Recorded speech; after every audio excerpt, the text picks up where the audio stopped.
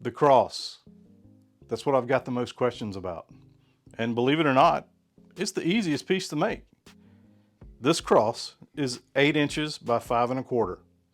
And you can use table saw, you can use a sliding miter saw, you could use a jigsaw, but I wouldn't recommend it. And you can make this half lap joint. But if you're a beginner, you can just glue these straight to the main stem. It's not structural. It's not going to break apart. That wood glue is stronger than some of the nails are. So I'm going to show you how I build it. We'll try using the table saw and the sliding miter saw. I don't have a good crosscut sled for my table saw, so I'll show you the way I did it. Stick around. We're going to build the cross. This is one of the original magnetic crosses that I built. The center post is 8 inches long, and the cross beam is 5 1/4 wide. Got a piece of 3/4 by 3/4 Paduke, and we're going to measure our first piece at 8 inches, and then we'll get our square, draw a straight line so when we get it over to the miter saw it'll be a little easier to see. Then we're going to flip the Paduke around, mark from the other side, that way we only have to bring it over to the miter saw once.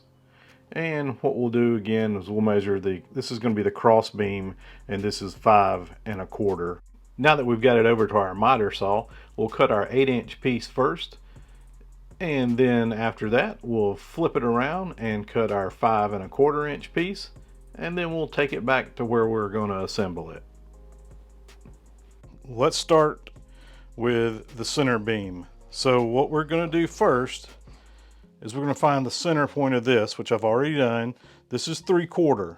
This width is 3/4. And if you don't have one of these, you need to get one, especially if you're bad at math like me. This self-centering measuring tape makes a world of difference. So if you throw that on there and it tells you that 3/4, this is what the size is, 3/8 is the center point.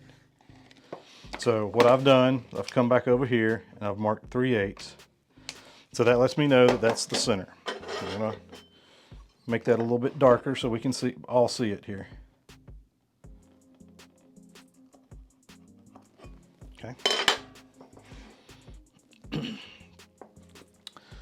This is going to be our cross member, which I found the center point of that already, which this piece is 5 1/4. And if you'll see there, 2 5/8 is the center point. And that's what this mark right here is showing you. So that's going to line up something like so. So that what that tells me is that right here is where I need to do that half lap. So you can hold it with that center point and mark it out on either side.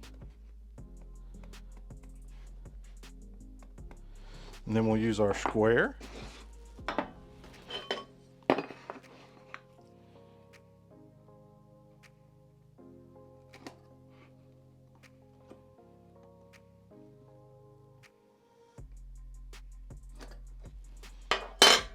So that's where our half lap needs to be on the center piece. And so that also tells us how much on either side is going to be sticking out, therefore how much we need to measure up to know where this needs to land. Let's do that real quick. So that's 2 1/4. So I'm going to measure down 2 1/4.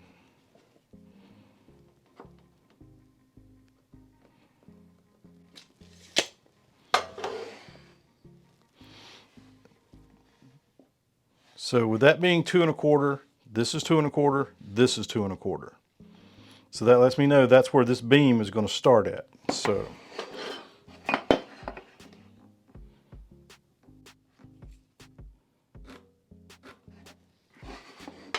okay. And now I'm just going to place this on here, and this will let me know where I need to stop.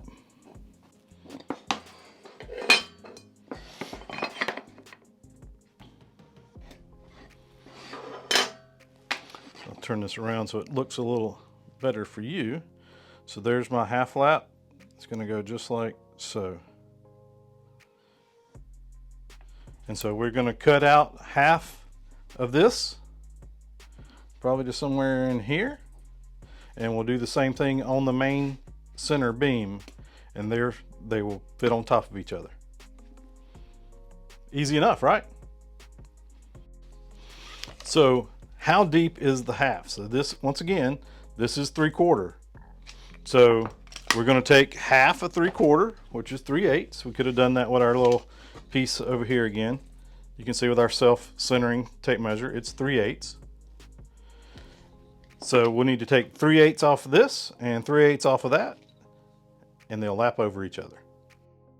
Now, I don't have any of the fancy depth gauges, but we can either use our multi-measuring device from Craig, or we can use our sliding square, or worst case scenario, we cut a small piece of scrap wood 3/8, and we know that's how much we need to cut deep into it. So however you want to do it, choice is up to you.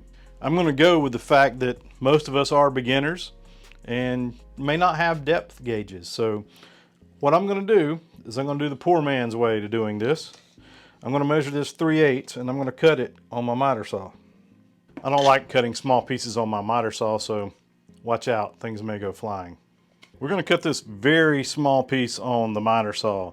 And what I found is once you make the cut on these little tiny pieces, do not raise the saw until it is finished spinning. Word to the wise. Don't ask me how I know.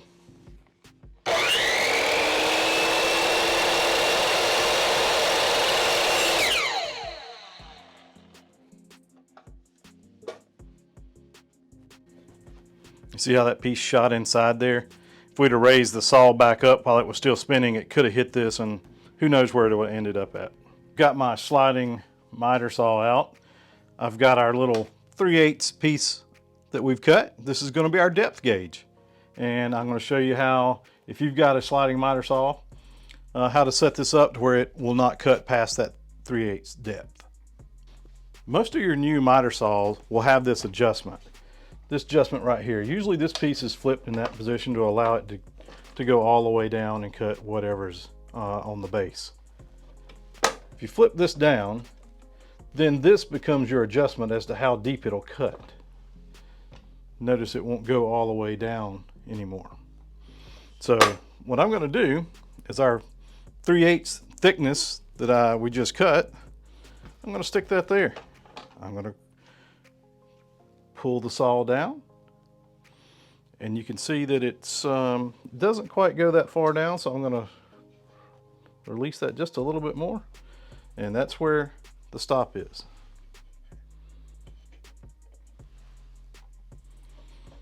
And that's where we're going to try to make our cuts at. And so what we'll do is we'll lay the cross on the piece and go back and forth. So I've got a test piece here that I'm gonna, of our scrap that we'll use to start with, and we'll just see how, we'll make one swipe on this scrap and then measure it.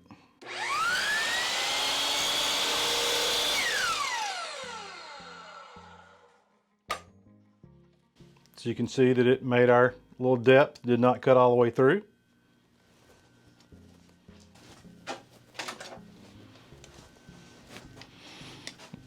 And then we can measure it down to see it's right at 3/8. We can always cut more, but we'll start with that.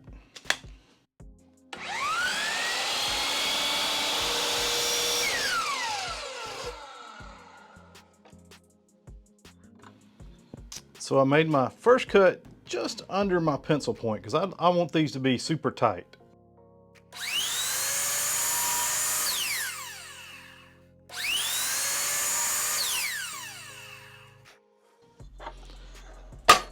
Be careful if you end up with little stragglers like that, it'll shoot them out if you're not careful.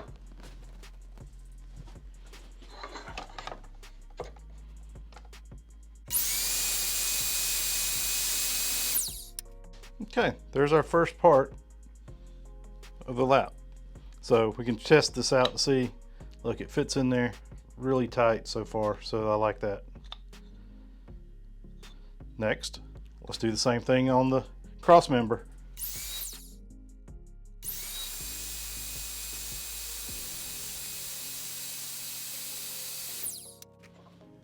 Okay, there's our others, and the two will fit together, hopefully.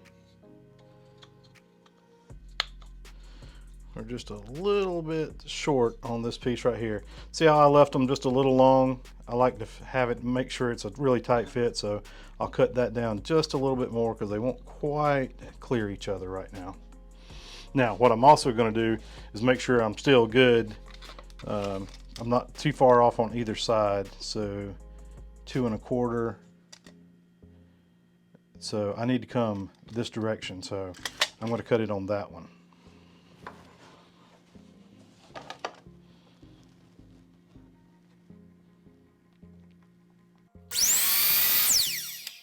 And I'll try this a couple times just so I don't make too large of a cut.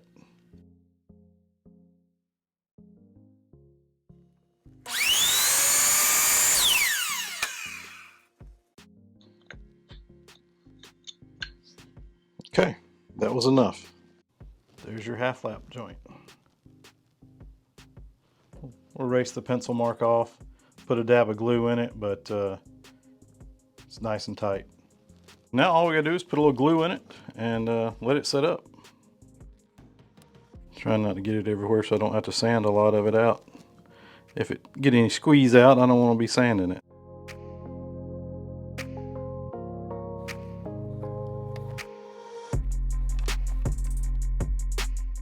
We'll let that set for a little bit. Put a little on the edges here.